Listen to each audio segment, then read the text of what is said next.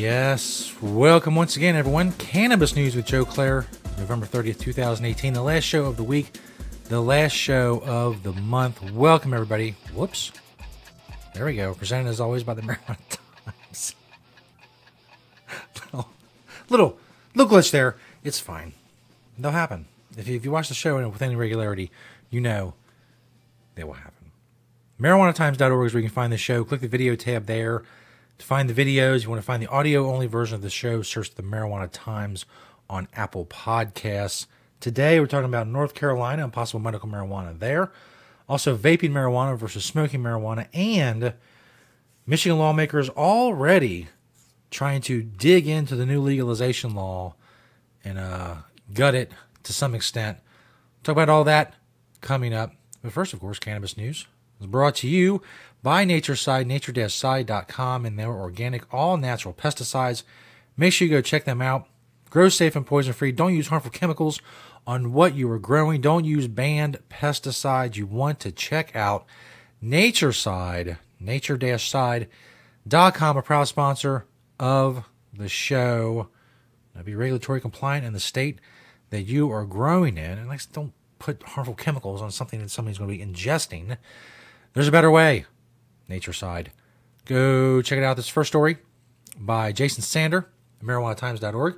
North Carolina might finally be close to legalizing medical cannabis. State Representative Kelly Alexander, a Democrat, announced that he and other lawmakers would discuss a possible bill to legalize medical cannabis. It's time now for the legislators in North Carolina to catch up with the people, Alexander told WNCT 9. Alexander tried to take a balanced approach to the state, saying that those few counties that might not want to have dispensaries could follow the model of alcohol sales. We have dry counties, he said. We have wet counties. We have portions of counties that may be wet and the rest of them are dry. All of those are driven by local option decisions.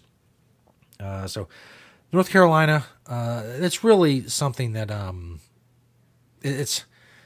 And there's a lot of people out there will say, and with right, and as Jason points out in the story, if it's medical cannabis, really having some kind of banned medicine is not something that seems like it is a good thing. It seems rather discriminatory, but it's something that's likely to happen, especially in a lot of states like North Carolina, a lot of Bible Belt states, a lot of southern states, where people are going to be in portions of the state. I don't want to generalize. I don't want to stereotype. There's going to be certain portions of people in certain portions of those southern states that are hostile to anything approaching a change in the way the things are, the status quo, a change in the status quo.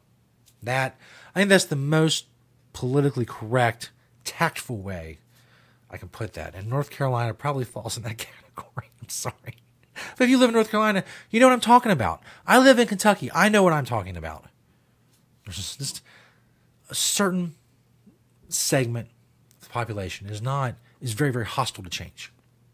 That is the thing. So North Carolina, good luck with medical cannabis. And in the end, on a county by county basis, if you're setting if one county has it and one county doesn't, well, that's going to draw people into the other county. It's going to expand the tax revenue base. There's going to be positive aspects of having dispensaries as opposed to not having dispensaries. Economic benefits, and for the state and for the county and for the local officials, tax revenue benefits. This next story is from LiveScience.com. Vaping marijuana gets you way, way higher than smoking it, a study finds. It's a very interestingly written piece. Scientists have proved that inhaling vaporized marijuana will get you, way higher than smoking the exact same amount of weed. So they threw the in there. I guess they're trying to generalize and stereotype stoners, but I think they're more generalizing and stereotyping 15-year-old girls. In any case, the new research led by scientists at the Johns Hopkins Behavioral Pharmacology Research Unit in Baltimore. If it's a really long title, it's a very, very important place. Tested the effects of smoked versus vaped marijuana on 17 participants who smoked marijuana before, though not in the last 30 days before the study starts. So they found 17 people who smoked marijuana before, but hadn't in the last 30 days for these trials. I know what you're saying. 17 people is not a lot of people, and I think you would be right to say that because it's not a lot of people.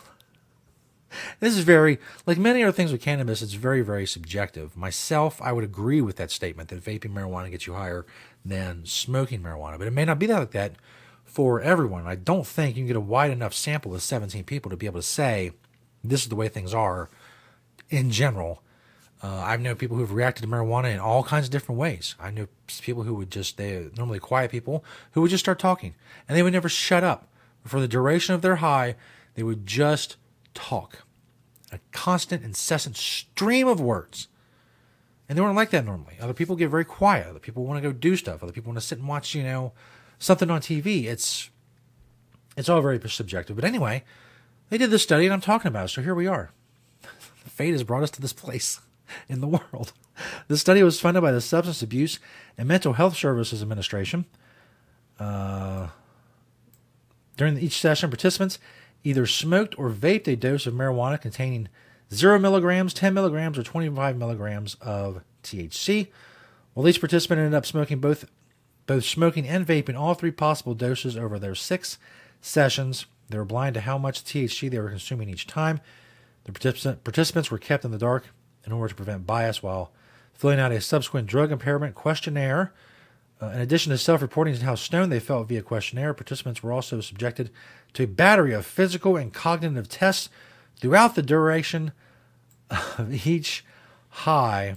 There were 6 8.5-hour sessions for this study. The stoners had their heart rates and blood pressures measured 10 times over 8 hours and were asked to complete computerized tasks that involved replicating shapes on a screen, solving simple addition equations, and responding to 2 different stimuli simultaneously with a mouse and a computer keyboard. What do you think? Let us know in the comments. If you vaped and smoked, which one gets you higher? Maybe a good poll for the social media. I don't know. It's not my purview, but it just popped in my head. It's a good poll in light of the story I just talked about. I'm always thinking. Always coming up with ideas. This last story is from Freep.com, the Detroit Free Press. Growing marijuana at home would be banned under new bill in Michigan. Of course, you know.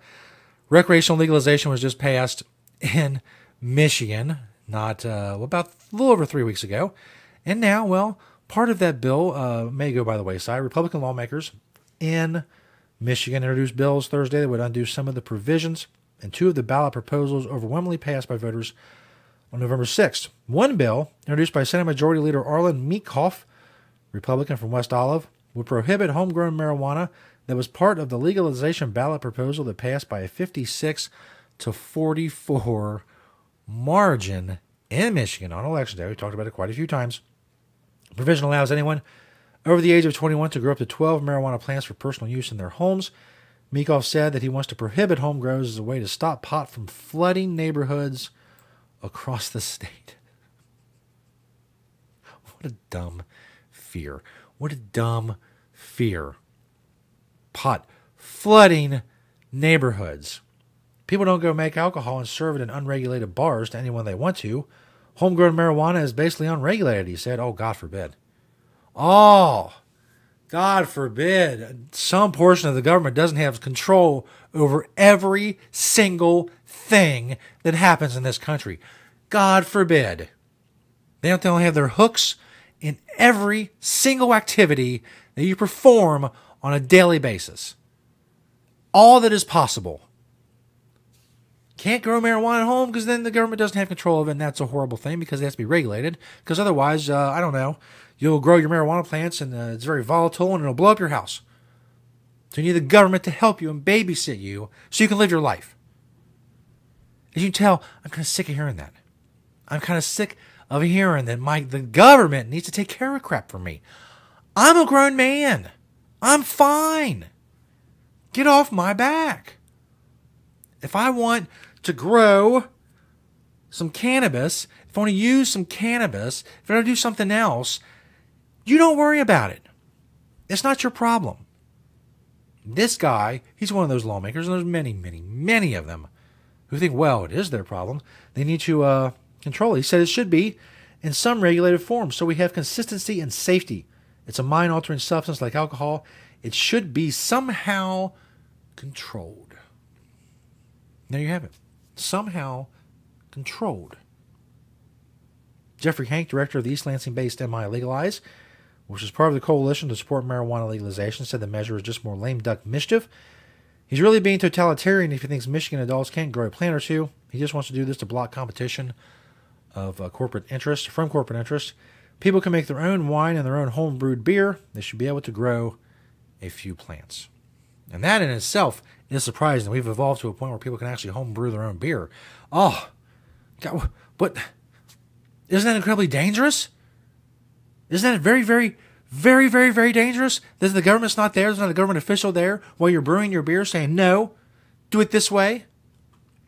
Aren't people dying by the thousands from unregulated homebrewed beer? I don't know. That's my rant about that. We're fine. We're fine. We're adults. We're good. If we need you, we'll ask. Otherwise, back off.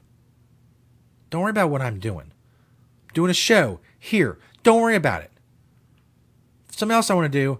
If I want to go to the bathroom, don't worry about it. If I want to go make a sandwich, don't worry about it. It's not your problem. It's mine. If I want to grow a few plants in my basement and it's legal, don't worry about it. But this guy, no. He's, I don't care who voted for what. Buddy, pal, I know what's best for you, and we're going to do it my way. That and is the inherent problem with government having so much power. That is the end of the rant. And this has been Cannabis News. Go enjoy your weekend. Thank you for liking and sharing and commenting on the videos. Search the Marijuana Times on YouTube and Vimeo to find the videos. Also, check out all the stories at marijuanatimes.org. Thank you to NatureSide, nature-side.com, and their organic, all-natural pesticides. And thank you for checking out the show and helping to spread the truth about cannabis with this show.